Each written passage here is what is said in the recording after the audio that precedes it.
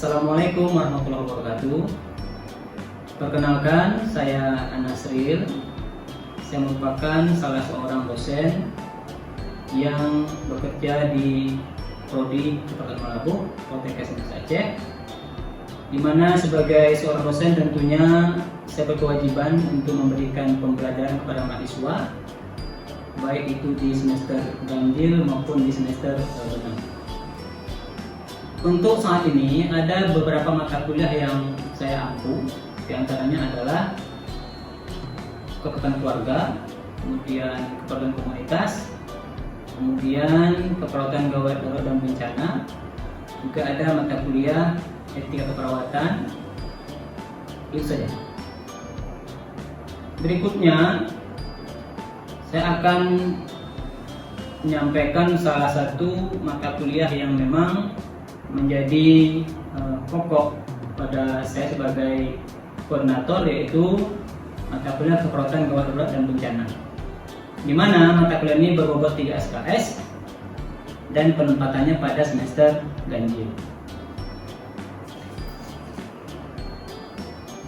Deskripsi mata kuliah ini membahas tentang konsep keperawatan gawat darurat, perspektif gawat darurat, dan juga perspektif bencana, di mana ruang lingkupnya meliputi prinsip-prinsip pelaksanaan hidup dasar, kemudian prinsip pertolongan korban bencana, kemudian langkah-langkah penilaian korban, dan juga pelayanan kesehatan pada korban massal atau banyak. Adapun capaian pembelajaran pada mata kuliah ini adalah yang pertama, mahasiswa mampu memahami konsep dan prinsip keperawatan gawat darurat dan juga manajemen bencana.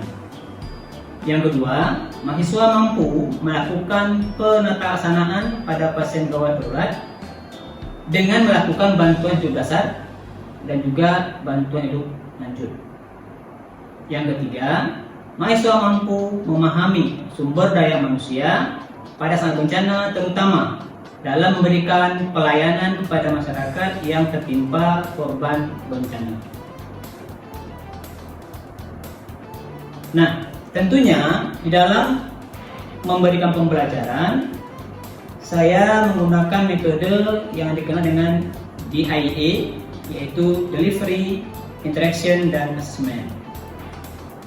Delivery itu saya gunakan dengan cara memberikan materi dalam bentuk PPT atau PowerPoint, kemudian juga diikuti dengan video-video pembelajaran, kemudian pembelajaran berbasis modul, dan juga pembelajaran menggunakan buku-buku referensi.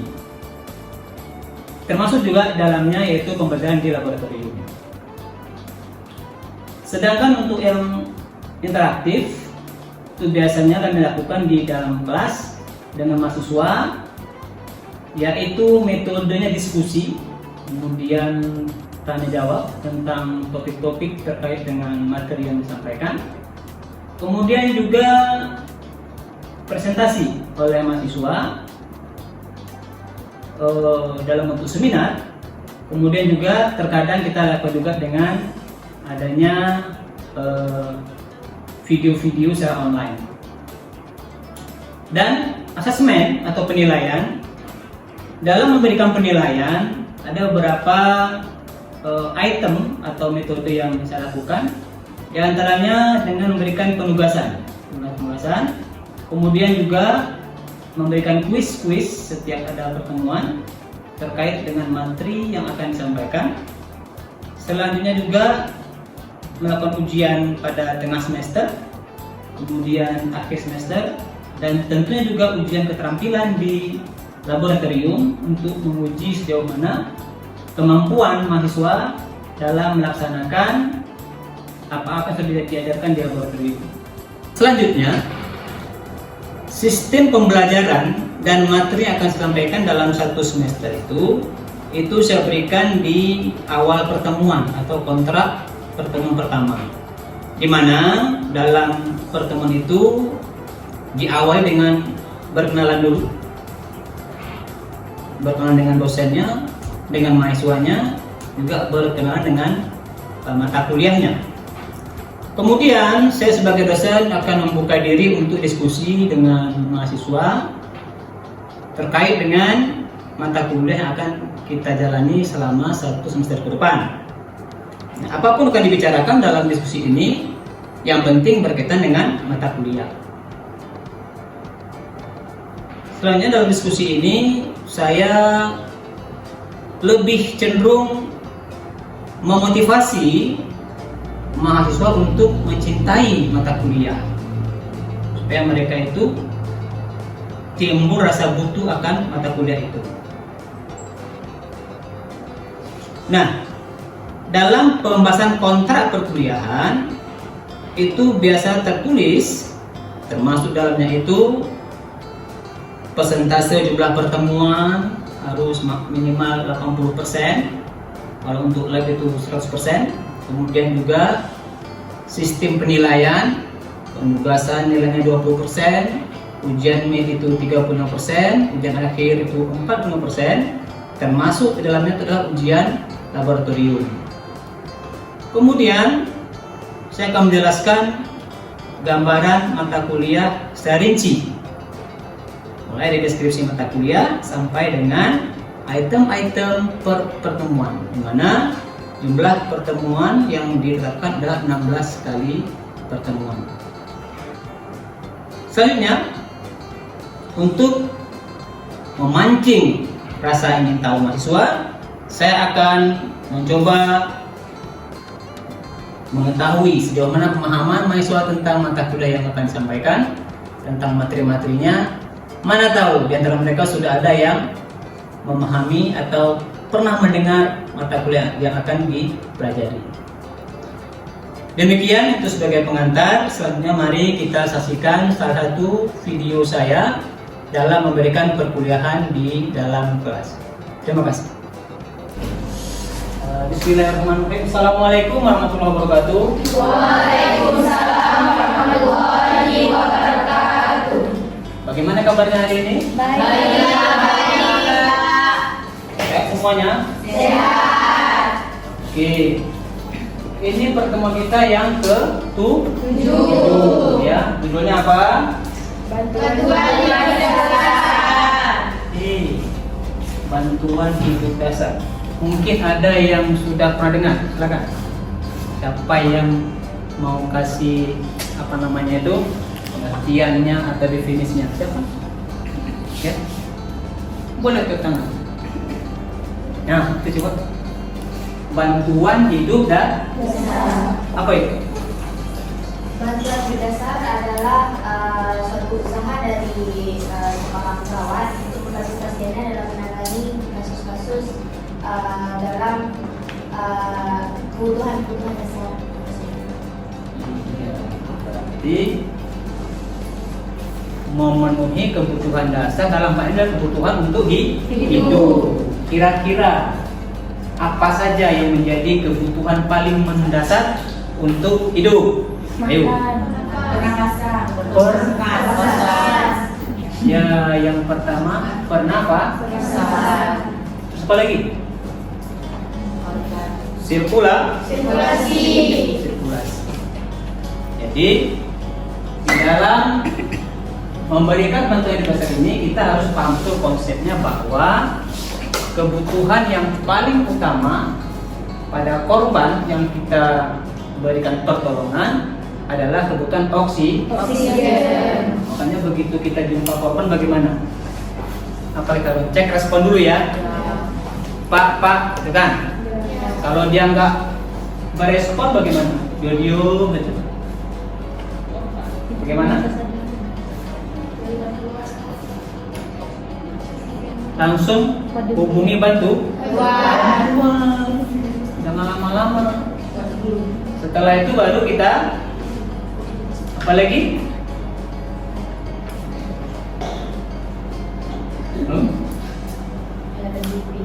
Lakukan apa?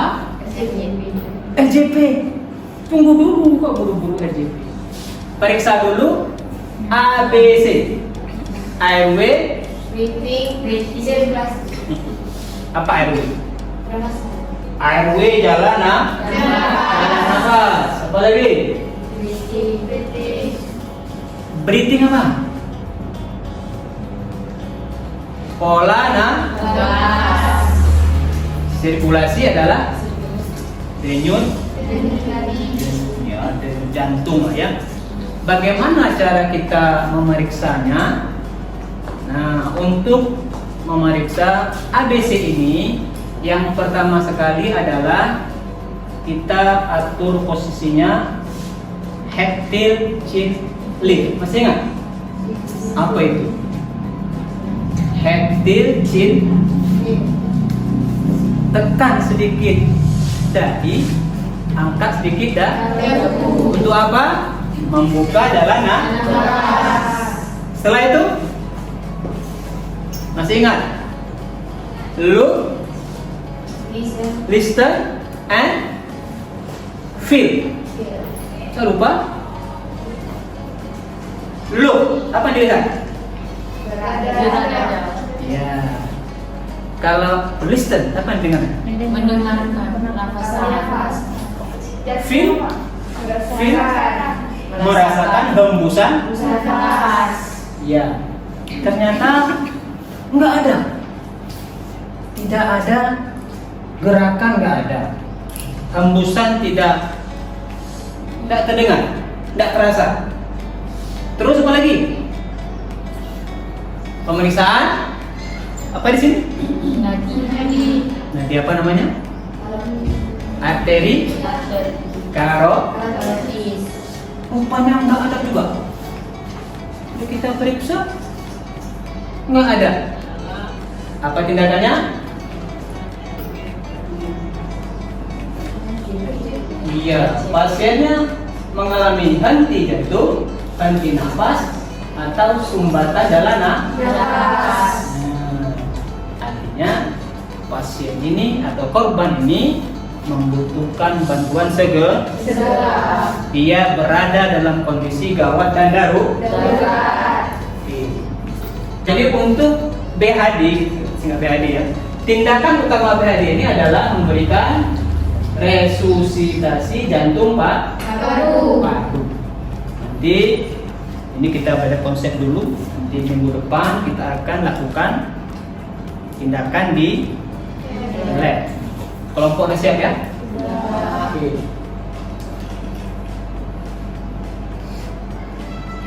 Nah, ini beberapa tujuan dari tindakan BHD. Yang pertama apa? Yang kedua? Ada ataunya. Atau yang ketiga? Memberikan bantuan eksternal pada sirkulasi. Oh iya, bagus semua. Pintar membaca ya. Mudah-mudahan diingat. Kalau dibaca aja nggak diingat nanti lupa. Mencegah berhentinya pernafasan. Kebutuhan utama tadi apa? Oksigen. Jadi dengan kita beri bantuan hidup dasar, pernafasannya terpenuhi. Kemudian mencegah berhentinya sirkulasi, peredaran darah. Apa fungsi darah tadi? Membawa oksigen ke seluruh tubuh. Bagaimana kalau dia tidak bisa berfungsi dengan baik? Sirkulasinya terganggu atau berhenti, maka oksigen tadi tidak sampai ke seluruh tubuh, akan menyebabkan gangguan secara sistemik. Nah, di sini penting kita pahami tugas seorang penolong dalam kondisi gawat darurat. Untuk apa? Untuk mengefektifkan waktu. Jadi waktu kita menolong korban itu harus cepat. Kita berpacu dengan waktu. Kalau lama bisa habis waktu, dia bisa meninggal. Nah, ini kalau terlambat pertolongan 1 menit. Nah, jadi kemungkinan kita berhasil hanya 10%. 98%. Semakin lama kita bekerja, semakin kecil Kemungkinan. sampai dengan 10 menit kita lama ngurus ini, ngurus nggak langsung bantu beban, maka keberhasilan kita hanya 1%. di sini menjadi seorang perawat gadar itu harus gesit, ya, harus cepat. Tidak boleh kita santai-santai, nggak bisa. Jadi taruhannya nyawa si Korban. Nah, ini langkah-langkahnya. Perhatikan, nanti kita akan coba terapkan nanti waktu kita praktikum. Yang pertama, pastikan dulu bahwa keadaan Aman. aman. Aman diri, aman si korban, aman Aman. Jangan nanti kita sedang menolong korban, kita kena sesuatu, kita jadi korban juga. Yang kedua, Evaluasi ancaman. ya yang tadi. Berikutnya, Evaluasi penyebab cedera atau luka. ya, tapi jangan lama-lama ya, kita cek kenapa. Apakah ada benturan atau ada trauma di tulang belakang menyebab dia mengalami gangguan pernapasan dan sebagainya. Jumlah korban, nah perhatikan, kalau korbannya banyak, maka penolongnya juga harus Banyak. dan menolong korban banyak itu ada istilahnya itu triase. Pernah dengar? Yang ada nanti ada warna-warni, merah, kuning, hijau, bukan yang biru. Merah tandanya apa? Kalau korbannya gawat, itu prioritas nomor. 1. Nah, kalau kuning Enggak gawat tapi enggak ada. dia boleh menunggu sebentar ya, prioritas kedua. Kalau hijau Enggak perlu pertolongan cepat. dia bisa sendiri malah ya. Nah, paling nanti kita berikan apa namanya tuh penyuluhan saja sudah selesai. Kalau hitam, Meninggal. nah itu nanti ada bagian yang mengurus saya. Oke, minta pertolong siapa? Yang pertama orang-orang terdekat dulu ya. Dan juga jangan lupa kalau ada nomor-nomor penting, nomor apa tuh yang kemarin saya bilang? Nomor ambulan, apa lagi? Polisi, pemadam dan sebagainya, kita harus punya hati ya. Kalau perlu segera kita hubungi. Berikutnya, kemudian untuk penjelasan kita lanjut saja nih.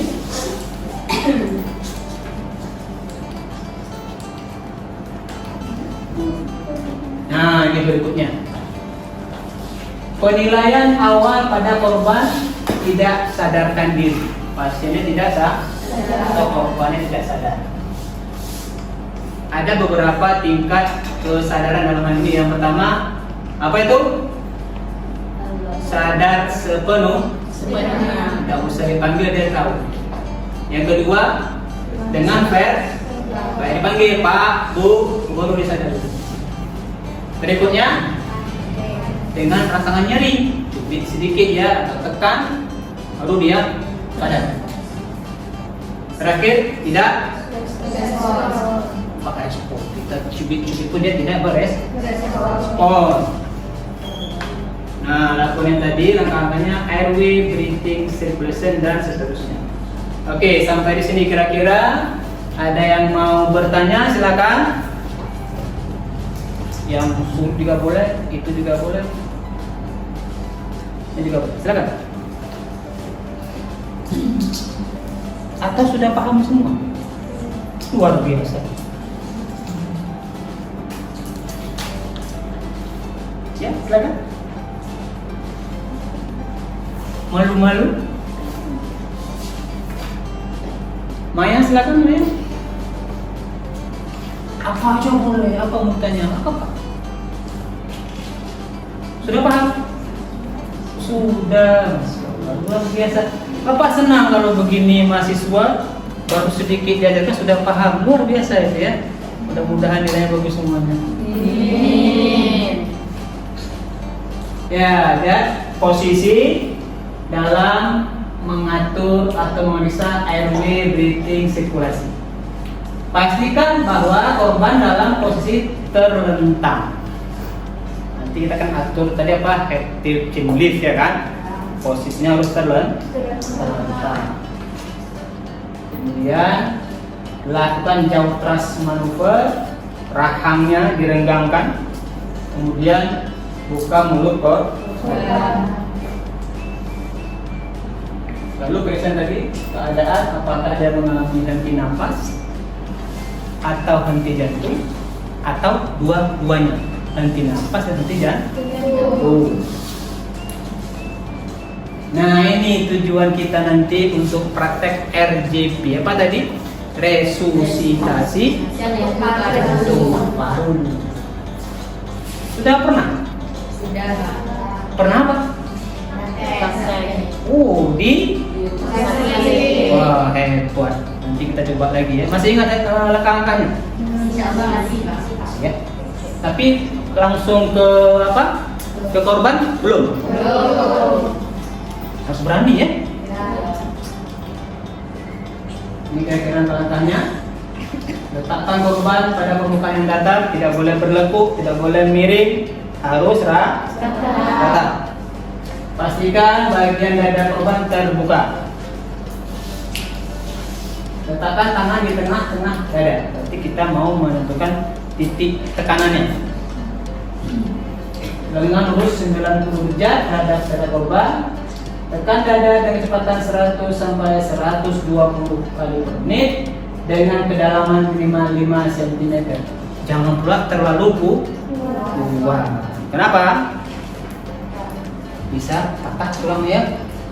Jadi terlalu kuat patah tulangnya bisa mengenai organ yang lain.